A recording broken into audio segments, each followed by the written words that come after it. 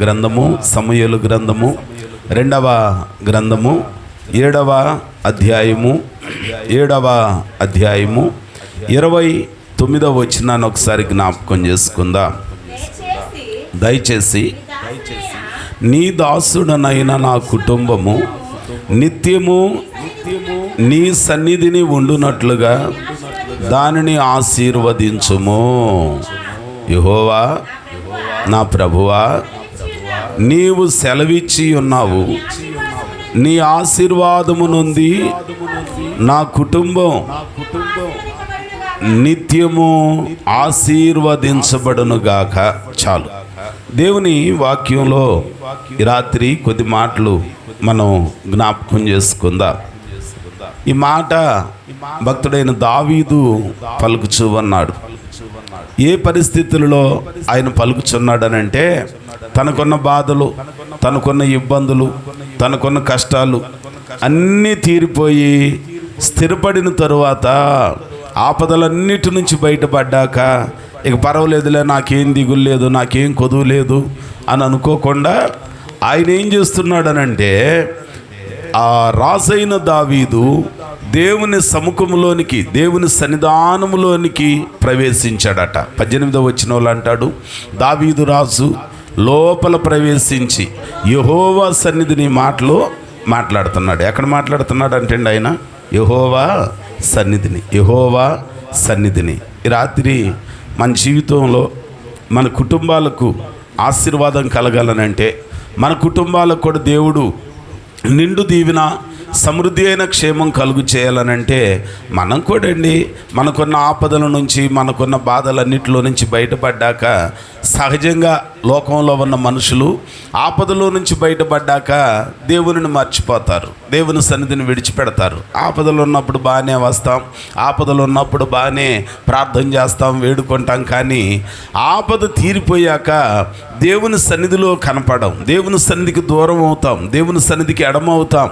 కానీ వాక్యంలో మనం జ్ఞాపకం చేసుకుంటే, ఈ పరిస్థితులన్నింటిలో కూడా దావీదు దీవించబడటానికి, దావీదు భక్తుడు ఆశీర్వదించబడటానికి, తరతరాలకి దేవుడు ఆ కుటుంబానికి శాశ్వతమైన కృపను చూపిస్తానని వాగ్దానం చేసి, ఆ వాగ్దానాలన్నీ కూడా నెరవేర్చడానికి గల కారణం ఏంటనంటే, ఆపదలన్నిటిలో నుంచి బయటపడ్డాక, శ్రమలన్నిటిలో నుంచి బయటపడ్డాక, ఆయన స్థిరపడిన తరువాత దేవునిని మరవల, దేవునిని విడవల, వచ్చి దేవుని ఎదుట కూర్చొని, దేవుని సన్నిధిలో కూర్చొని ఆయన మాట్లాడుతూ అంటున్నాడంట, ప్రభువా యెహోవా, ఇంతగా నీవు నన్ను హెచ్చించుటకు నేను ఎంతటి వాడును, నా కుటుంబము ఏ పాటిది. ఎప్పుడైనా మనం పరిశీలన చేసుకున్నామా?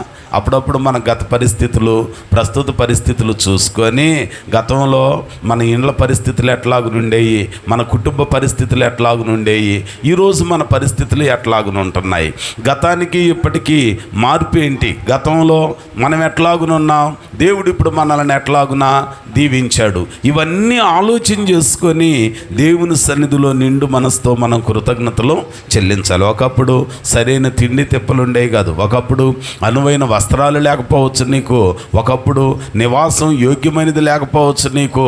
కానీ దేవుడు ఈ మధ్య కాలంలో నిన్ను దీవించి, నిన్ను ఆశీర్వదించి, నీకు కావలసినవన్నీ ఇచ్చిన తర్వాత దేవుని అనేకులు మర్చిపోయినట్లు నువ్వు మర్చిపోతున్నావా?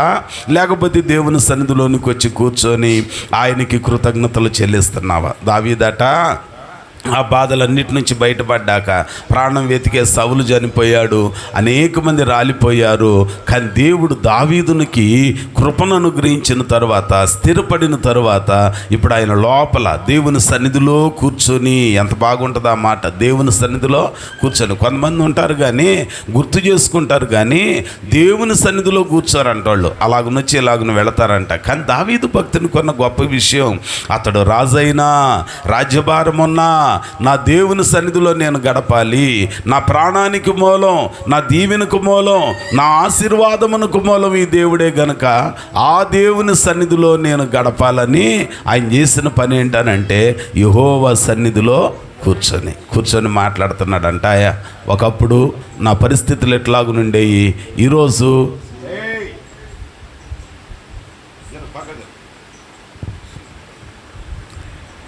ఒకప్పుడు నా పరిస్థితులు ఇట్లాగునుండేవి, ఈరోజు నా పరిస్థితులు ఎట్లాగునున్నాయని చెప్పి దేవుని సన్నిధిలో కూర్చొని దేవునితో మాట్లాడుతున్నాడు. దేవుడు మనకు కూడా కృప చూపించి మనలను కూడా దీవించాలనంటే ఈరోజు శేఖర్ గారి పరిస్థితి వాళ్ళు గుర్తు చేసుకుంటారు. వాళ్ళతో పాటుగా నేను కూడా ఎప్పుడు ప్రార్థన పెట్టినా గుర్తు చేస్తా. ఒకప్పుడు వాళ్ళ పరిస్థితులు ఏంటనంటే చాలా ఇబ్బంది పడ్డాడు. ఆస్తులు ఉన్నాయి కానీ కూలి వాళ్ళలాగా పని చేసుకున్నాడు. చిన్న పిల్లలను పెట్టుకొని ఆ రోడ్డు ప్రక్కనే జీవితాన్ని కొనసాగిస్తూ ఇబ్బందులు పడ్డారు. కానీ దేవుడు తనని తన భార్యని దీవించి దేవుని మీద వాళ్ళకున్న నమ్మకం ద్వారా విశ్వాసం ద్వారా ఈ రోజున స్థిరపరిచాడు. ఎక్కడో కూలికి చేసుకునే ఆయన సొంతగా వ్యాపారం చేసుకోవటానికి దేవుడు సహాయము చేశాడు. కుమార్తె వివాహ విషయంలో దేవుడు సహాయము చేశాడు. అంతేకాకుండా ఆయన చేసిన మరొక అద్భుతమైన కార్యం ఆ కుటుంబం పట్ల ఏంటనంటే కుమారుడు చేతికి అంది రావటానికి తన యొక్క వ్యాపారంలో చేతితో ఉపయోగపడటానికి దేవుడు సహాయము చేశాడు. ఇన్ని మేలులు జరిగిన తర్వాత మెతుకు దొరికింది కదా అని బ్రతుకు మర్చిపోయే వారిలా కాకుండా ప్రతి నెల పోట్లాడి మరీ వాళ్ళు ప్రార్థన పెట్టుకుంటారు. జనం ఉన్నా లేకపోయినా, ఎవరు వచ్చినా లేకపోయినా, ఏది ఏమైనా దేవుని సన్నిధిలో కూర్చోవటం వాళ్ళకి ఆశీర్వాదం.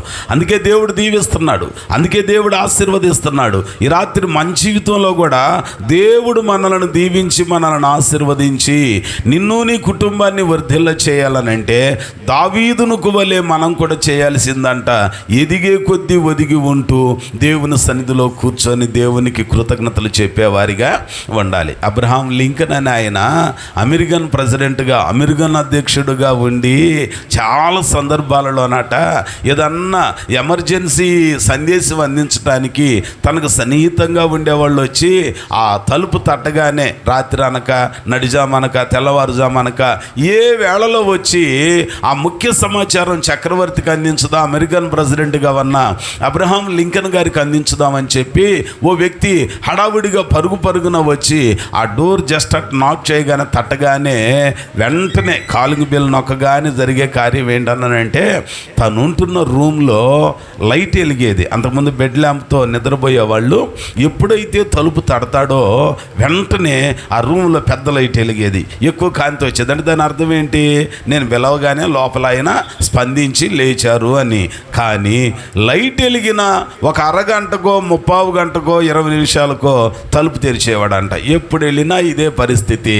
సరే చక్రవర్తి గారు కదా, ఎవరు అడగలేరు కదా, చివరికి ఒకసారి తనకున్న సాన్నిహిత్యాన్ని బట్టి ధైర్యం చేసి అడగటం మొదలుపెట్టాడు. రాజా, నాకు ఒక చిన్న డౌట్ ఉంది. నీ కొలువులో ఇంతకాలం పనిచేస్తున్నాను కదా, నేను చాలాసార్లు గమనించా, మిమ్మల్ని అడిగి నా సందేహం తీర్చుకోవాలనుకున్నాను అన్నాడంట.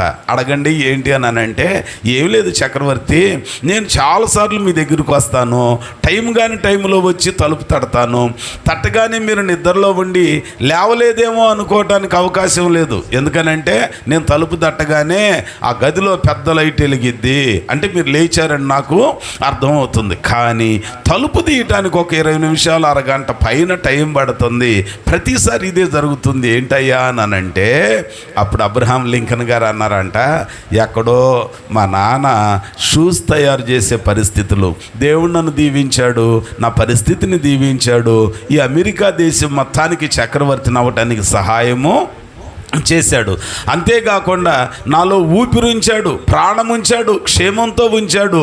అందుకే నేను లేవగానే నా జీవానికి మూలం, నా అభివృద్ధికి మూలం, నేను ఈ స్థితిలో ఉండటానికి మూలమై ఉన్న నా దేవుడైన యెహోవాకి నా స్వరం వినిపించకుండా వేరెవ్వరికి నా మాట వినబడ నేను ఎవరితో మాట్లాడను. రెండవది, నా దేవుని సన్నిధిలో నా ముఖం చూపించకుండా ఎవరికి నా ముఖం చూపించటానికి ఇష్టపడిన. ఎంత మంచి సమర్పణ అండి. ఆ సమర్పణ పట్టుదల ఉన్నది కాబట్టి దేవుడు ఎక్కడో ఆ తక్కువ స్థితి కుటుంబంలో నుంచి విస్తారంగా ఆశీర్వదించి అభివృద్ధి పరిచినట్లుగా మనము చూస్తున్నాం. దేవుని జనాంగమా, మరి రాత్రికాల సమయంలో శేఖర్ గారి కుటుంబమే కాదు, నా కుటుంబం, నీ కుటుంబమే కాదు, మనందరి కుటుంబాలు దావీదును దీవించిన దేవుడు మనలను కూడా, మన కుటుంబాలను కూడా దీవించాలి అని అంటే మనం కూడా అండి ఎంత బిజీ షెడ్యూల్లో ఉన్నా మనము దేవుని సన్నిధిలో కూర్చుండి ఆయన సన్నిధిలో మన గత పరిస్థితి, ప్రస్తుతం దేవుడిచ్చిన ఆశీర్వాదకరమైన పరిస్థితిని తలపోసుకొని కృతజ్ఞతలు చెప్పేవారిగా ఉండాలి. దేవునికి స్తోత్రం. అందుకనే బైబిల్ గ్రంథంలో మనం జ్ఞాపకం చేసుకుంటే పరిశుద్ధ గ్రంథం మనకు గుర్తు చేస్తూ ఉంటుంది. ఓ చక్కని మాట, ఓ చక్కని సందర్భం ఒనేసిమును గురించి గుర్తు చేస్తూ అంటాడు. ఆ ఉత్తరం రాస్తూ ఫిలోమోనుకు ఒనేసిమును గురించి గుర్తు చేస్తూ అంటాడు, ఇదిగో ఇదివరకైతే అతడు నీకు నిష్ప్రయోజకుడు, ఇప్పుడైతే నీకును నాకును బహు ప్రయోజనకరునిగా ఉన్నాడు. హల్లెలూయా. బహు ప్రయోజనకరుడుగా ఉన్నాడని జ్ఞాపకం చేస్తున్నాడు. అంచేత మన కుటుంబాలు కూడా యెహోవా ఆశీర్వాదాన్ని పొందుకొని, యెహోవా దీవెనను పొందుకొని అంతకంతకు వర్ధిల్లాలి అనంటే, ఓ శేఖర్ గారైనా మనమైనా మన కుటుంబాలైనా మనం చేయాల్సిన పనట దేవుని సన్నిధిలో కొద్ది సమయం కూర్చుండి మన గతాన్ని జ్ఞాపకం చేసుకొని ఆయన కృతజ్ఞతలు చెప్పేవారిగా ఉండాలి. ఇంకొక మాట ఏమంటాడు తెలుసా? దావీదు భక్తుడు అంతగా దీవించబడటానికి గల కారణం ఎప్పుడు కూడా ఆయన కృతజ్ఞతా బుద్ధితో అంటున్నాడు, ఇంతగా నన్ను హెచ్చించుటకు నేను ఎంతటి వాడునో నా కుటుంబము ఏ పాటిది. మనం తలచుకోవాలి, మనం గుర్తు చేసుకోవాలి. తన కృపలో మనలను మనం దేవునికి ఇష్టలుగా సిద్ధపరచుకుంటే అప్పుడు దేవుడు మనకు సహాయము చేస్తాడు. ఇంకో కుటుంబాన్ని గురించి మనం జ్ఞాపకం చేసుకుంటే సమూయేలు గ్రంథం మొదటి అధ్యాయము 3వ వచనాన్ని జ్ఞాపకం చేసుకుందాం. సమూయేలు గ్రంథం మొదటి అధ్యాయము 3వ వచనాన్ని జ్ఞాపకం చేసుకుందాం. 3వ వచనం, సైన్యములకు అధిపతియగు యెహోవాకు మ్రొక్కుటకును బలి అర్పించుటకును అచ్చటికి పోవుచుండెను. ఆ కాలమున ఏలీకి 2 కుమారులు హోప్నే ఫినెహాసులు ఉండిరి. అందులో ఉన్న మాట ఏంటనంటే 3వ వచనంలో, ఇతడు షిలోహునందున్న సైన్యములకు అధిపతియగు యెహోవాకు మ్రొక్కుటకును బలి అర్పించుటకును ఏటేటా పట్టణము విడిచి అచ్చటికి పోవుచుండెను. అంటే ఎక్కడికి వస్తున్నారంట వాళ్ళు? దేవుని సన్నిధికి వస్తున్నారు.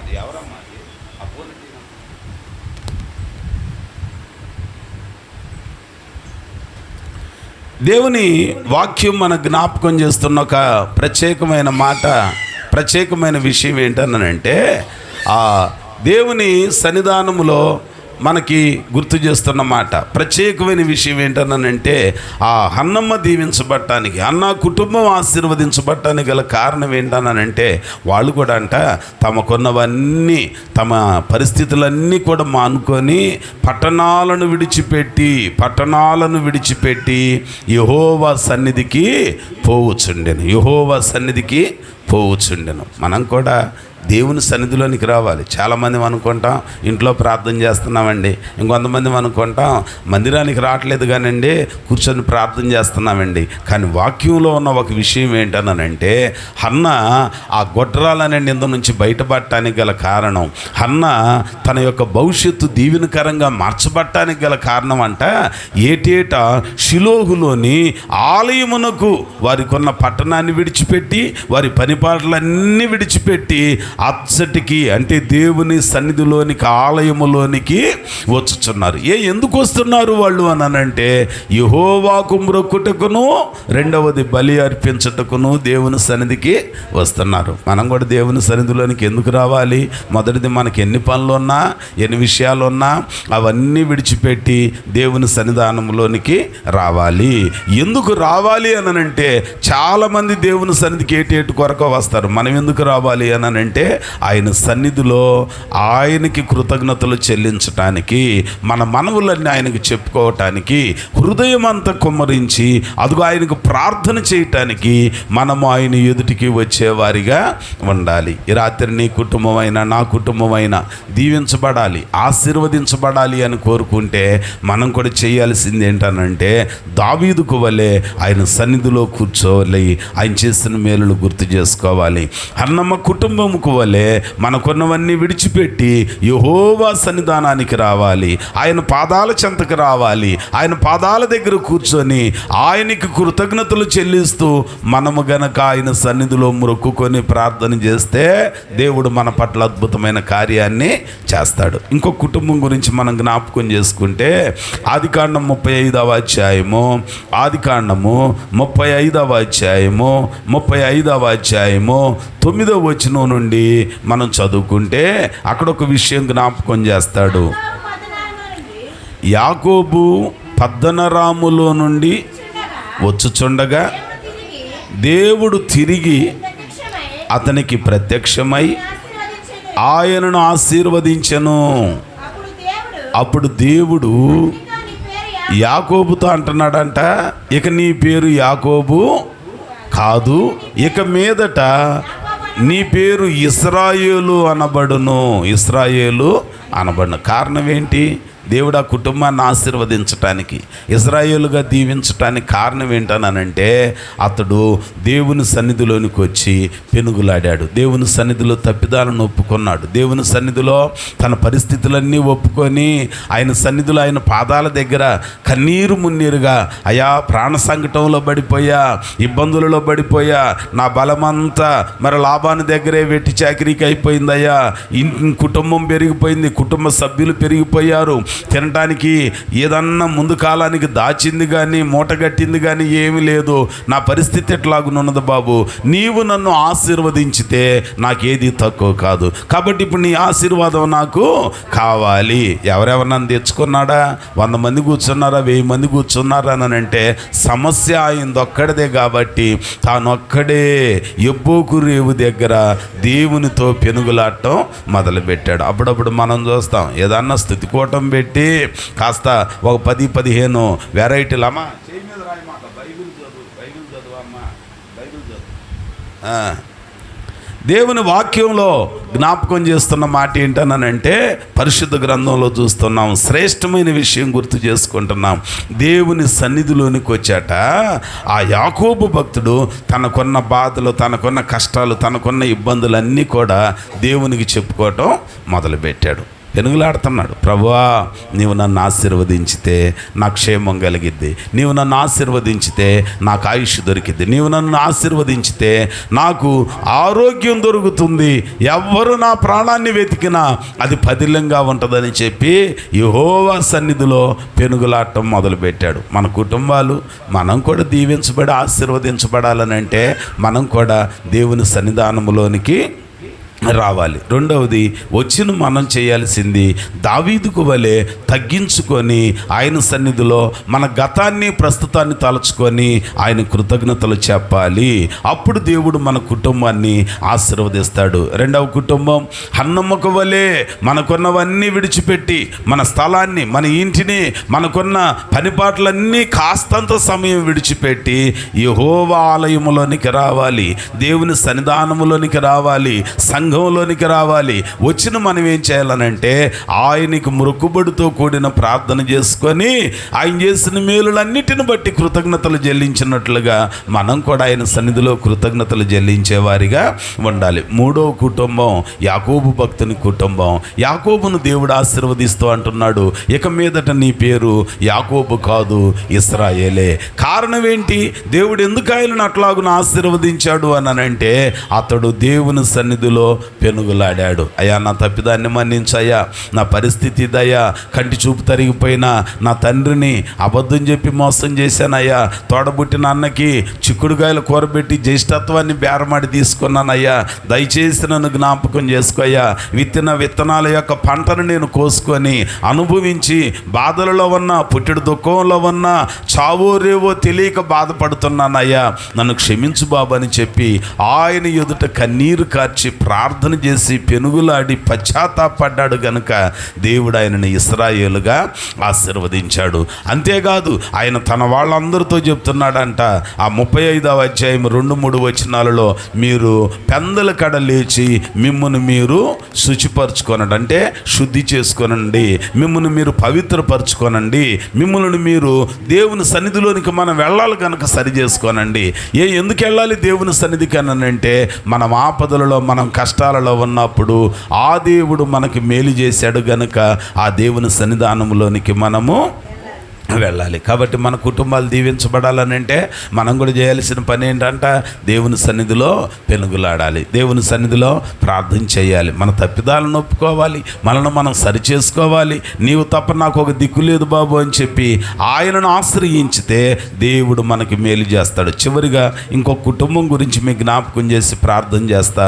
మనందరికీ తెలిసిన ఇంకొక సంఘటన సమూయేలు గ్రంథము 2వ గ్రంథము 6వ అధ్యాయము. సమూయేలు గ్రంథము 2వ గ్రంథము 6వ అధ్యాయం మనం జ్ఞాపకం చేసుకుంటే అందులో వ్రాయబడిన ఒక శ్రేష్టమైన ప్రత్యేకమైన మాట 10-11 వచనాలలో చూస్తే అంటాడు, గిత్తీయుడగు ఒబేదెదోమును గురించి జ్ఞాపకము చేస్తాడు. ఎవరంటే ఆయన గిత్తీయుడగు ఒబేదెదోము.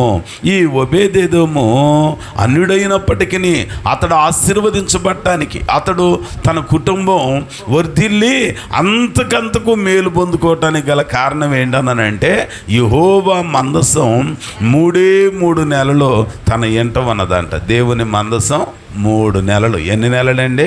3 నెలలు. ఒక 90 రోజులు ఉన్నదంట.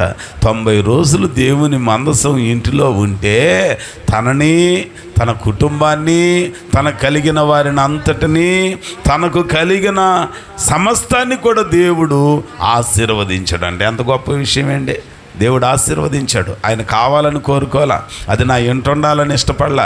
పెడతంటే కూడా భయపడ్డాడు. అమ్మో ఇది అల్లంత దూరం కళ్ళంలో దాన్ని పట్టుకోవటానికి ఓ వ్యక్తి చెయ్యి చాపితే ప్రాణం అక్కడే పోయిందే, ఇది నా ఇంట్లో ఉంటే ఎవరైనా తొందరపడి తెలిసో తెలియకో తాకితే ఇంకెంతమంది చచ్చిపోతారని భయపడ్డాడు. కానీ భయమైన రాజుగారు ఆజ్ఞ ఇచ్చాడు కాబట్టి రాజైన దావీదు ఒక హుకుం జారీ చేసినట్టుగా ఇది ఇంట్లో పెట్టండి, ఇక్కడ పెట్టండి, తర్వాత తీసుకెళ్దాం అన్నాడంట. అంతే. భయమైనా సరే ఒప్పుకొని అలాగున ఉండటం ద్వారా దేవుడట ఆ ఒబేదెదోమును, తన ఇంటి వారిని, తన కలిగిన దాని అంతటిని దేవుడు ఆశీర్వదించాడు. అంచేత దేవుని సన్నిధిలో మనము, మన కుటుంబాలు, మన కలిగిన సమస్తమును ఆశీర్వదించబడాలి అని అంటే మనం కూడా చేయాల్సిన పని దేవుని మందసం మన ఇంటిలో ఉండాలి. అంటే దేవుని సన్నిధి మన ఇంటిలో ఉండాలి, దేవుని మాటలు మన ఇంట్లో ఉండాలి, దేవునికి ప్రార్థనా ధూపం మన ఇంటి నుండి లేవాలి. చాలా ఇళ్లలో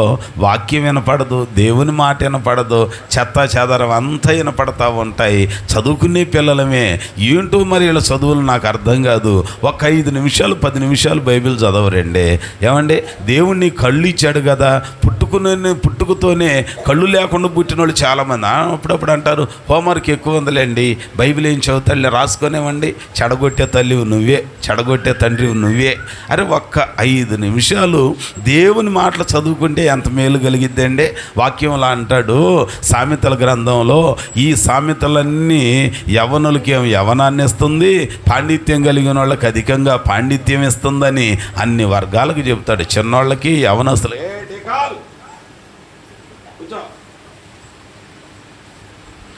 దేవుని వాక్యంలో మన జ్ఞాపకం చేస్తున్న మాట ఏంటనంటే ఆయన సన్నిధిలో, ఆయన సముఖంలో మనం చిన్నప్పటి నుంచే పిల్లలను కూడా నేను ఎందుకు అలరి చేయకుండా మధ్య మధ్యలో కాస్త వాళ్ళని భయపెట్టి అట్టు ఉంచుతానన్నానంటే చిన్ననాటి నుంచే దేవుని సన్నిధిలో పిల్లలు దేవునికి మొక్కేటట్లుగా ఉండాలి. మనం చెప్పాలి, తల్లులు చెప్పాలి, తండ్రులు చెప్పాలి. అచ్చట ముచ్చట అందరికీ ఉంటుంది.